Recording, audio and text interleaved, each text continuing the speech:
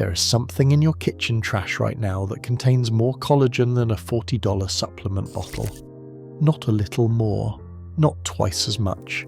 Enough to rebuild your joints, line your gut and put you to sleep at night, and you threw it away after dinner. It has no brand name, no barcode, no expiration date. It is the bones from last night's chicken, the carcass you scraped into the bin, the scraps from the roast you carved on Sunday. For 400,000 years, every human society on Earth extracted medicine from those bones. Then an industry figured out how to dry it, powder it, stamp it into capsules and sell it back to you for $6 billion a year. What they do not tell you is that the version they sell is a fraction of what you can make tonight from garbage for free.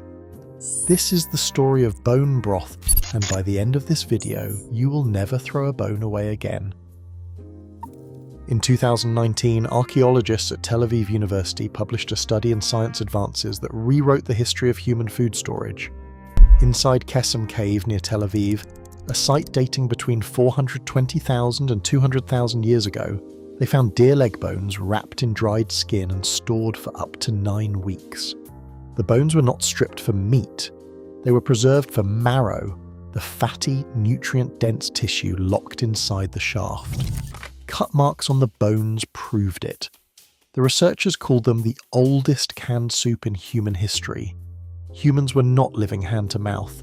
They were stockpiling bone nutrients as survival insurance hundreds of thousands of years before agriculture existed. By the time pottery appeared in China around 20,000 years ago, boiling bones in liquid became possible, and bone broth was born. In Chinese medicine, it was prescribed more than 2,500 years ago to strengthen kidneys and support digestion. Hippocrates recommended it in ancient Greece for cleansing and gut ailments. Roman physicians carried salted bone stock on military campaigns. Across cultures, the same proverb echoed in different languages. In South America, a good broth can resurrect the dead. In medieval Europe, a good broth can cure anything. Every civilization that cooked with fire eventually discovered that the bones held more medicine than the meat.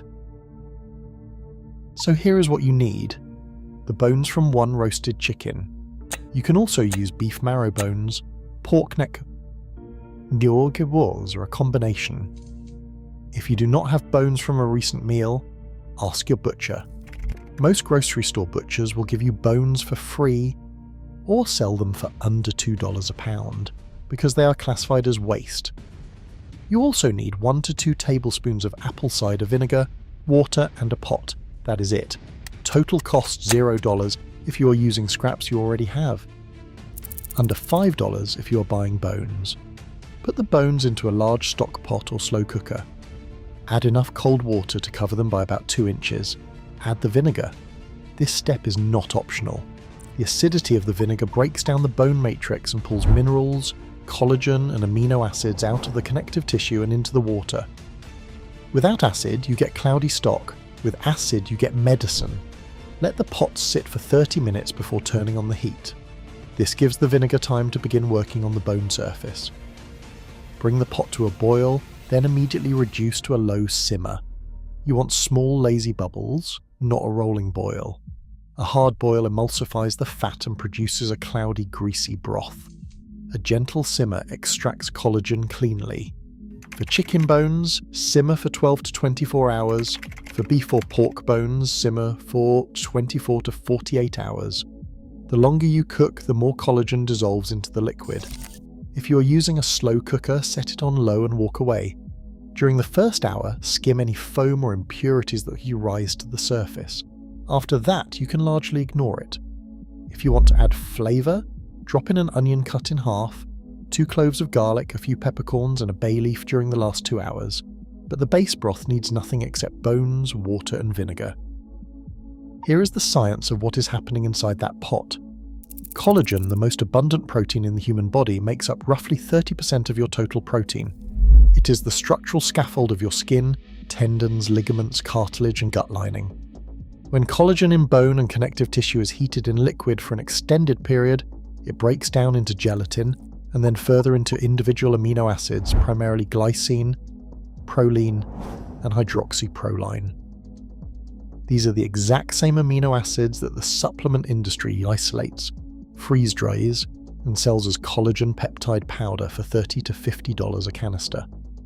A single cup of properly made bone broth contains between 500 and 1,700 milligrams of glycine alone. Glycine is not trivial. In a randomized, double-blind, placebo-controlled trial published in the journal Sleep and Biological Rhythms, researchers gave subjects 3 grams of glycine before bedtime. The glycine group showed significantly improved sleep quality, faster sleep onset, reduced daytime fatigue, and improved memory and cognitive function the next day, all without the side effects or dependency risks of prescription sleep medications. 3 grams of glycine is roughly what you get on 2 cups of bone broth. A review published in 2021 in the journal Medicina found that bone broth demonstrated anti-inflammatory capacity in a murine model of ulcerative colitis. The amino acids glutamine, glycine, proline, and arginine all present in bone broth enhanced intestinal barrier function, reduced inflammation, and improved nutrient absorption. These are the same mechanisms that gastroenterologists target with expensive gut repair protocols costing hundreds of dollars a month. When your broth is done, turn off the heat and let it cool slightly. Strain it through a fine mesh strainer or cheesecloth into glass mason jars or any heat-safe container. Discard the bones and solids. Let the jars cool to room temperature before refrigerating. Within a few hours, a properly made broth will gel. It will look like savory jello when cold. That gel is the gelatin, and it is the proof that your broth extracted real collagen from the bones. If your broth does not gel, you either used too much water, did not cook long enough, or did not use enough joints and connective tissue. Knuckles, feet, necks, and wingtips gel the hardest. Reduce the water next time or extend the simmer. A layer of fat will also solidify on top. You can scrape it off and discard it, or leave it as a natural seal that extends the broth's refrigerator life. Stored in the fridge, your broth keeps for 5 to 7 days.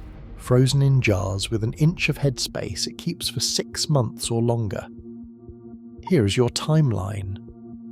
Day 1. You make your first batch from last night's chicken bones. It takes 10 minutes of active work. The pot does the rest while you sleep. Day 2. You strain it, jar it, and refrigerate it. You open the fridge and see 6 to 8 cups of golden, gelatinous broth sitting there. You heat a mug and drink it. Tastes like the richest, deepest chicken soup you have ever had, because it is. Week 1, you drink a cup every morning instead of your second coffee. You use it as the base for the rice, soups, and sauces. Everything you cook tastes better, because everything has a foundation of real stock beneath it. Week 2, you start collecting bones deliberately. Every time you roast a chicken, the carcass goes into a gallon freezer bag instead of the bin. When you visit the grocery store, you ask the butcher counter for beef marrow bones. They hand you £2 for $1.50 because nobody else wants them.